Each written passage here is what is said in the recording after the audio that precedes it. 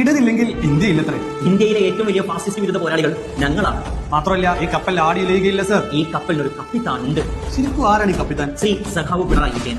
സമീപകാലം കണ്ട ഏറ്റവും വലിയ കോമഡിയാണ് ഞങ്ങൾ പങ്കുവച്ചത്. കഴിഞ്ഞ മാസം ഓഗസ്റ്റ് 5-ാം തീയതി ഇന്ത്യയുടെ പ്രതിപക്ഷ നേതാവ് ശ്രീ രാഹുൽ ഗാന്ധി മാധ്യമങ്ങൾ അഭിസംബോധന ചെയ്തുകൊണ്ട് ഞെട്ടിക്കുന്ന സത്യം വിളിച്ചു പറഞ്ഞു.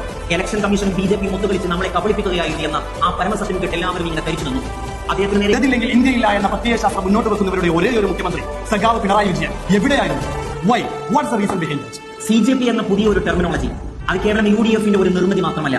ചിന്തിക്കുന്നവർക്ക്, ആലോചിക്കുന്നവർക്ക്, രാഷ്ട്രീയ പരിസരത്തെ ഇത്തരം അവിശുദ്ധമായ കൂട്ടുകെട്ടുകൾക്കും മൗനത്തിനും പിന്നിൽ CJP ഉണ്ട് എന്ന് അടിവരയിട്ട് ബോധ്യപ്പെടുത്താൻ നമുക്ക് കഴിയും. ഇടത് എന്ന് വെച്ചാൽ പിണറായി വിജയൻ എന്നാണ് അർത്ഥം എന്ന് ഇവരെ ആരൊക്കെയോ പറഞ്ഞ് തെറ്റിദ്ധരിപ്പിച്ചു വെച്ചിട്ടുണ്ട്. അതുകൊണ്ട് മക്കളൊന്നും മനസ്സിലാക്കുക, ഇടത് എന്ന് പറഞ്ഞാൽ വ്യതിചലിക്കാത്ത ഒരു ആശയമാണ്.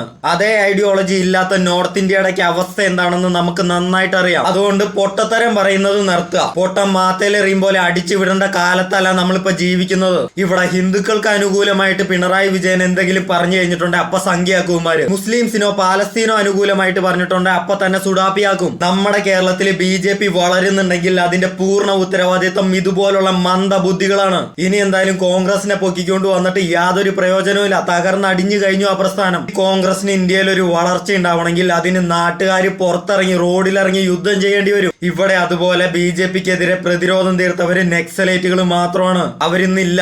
അതിലെ 3/4% മനുഷ്യരെയും വെറുതെ പട്ടികളെ പോലെ വെടിവെച്ചു കൊന്നു. അവിടെയൊക്കെ വെടികൊണ്ട് മരിച്ചവൻ ആരാണ്, എന്താണ്, അവന്റെയൊക്കെ ബാക്ക്ഗ്രൗണ്ട് എന്താണെന്ന് ഇവിടെ ആർക്കെങ്കിലും അറിയാവോ? അതുപോലൊരു മരണമായിരിക്കും ഇവിടെയുള്ള കമ്മ്യൂണിസ്റ്റുകാരെയും ക്രിസ്ത്യാനികളുടെയും മുസ്ലിംസിന്റെയും. അതിനാണ് ഈ വിവരദോഷികൾ ഇവിടെ ഭിന്നിച്ച് ഭരിക്കാൻ നോക്കുന്നത്.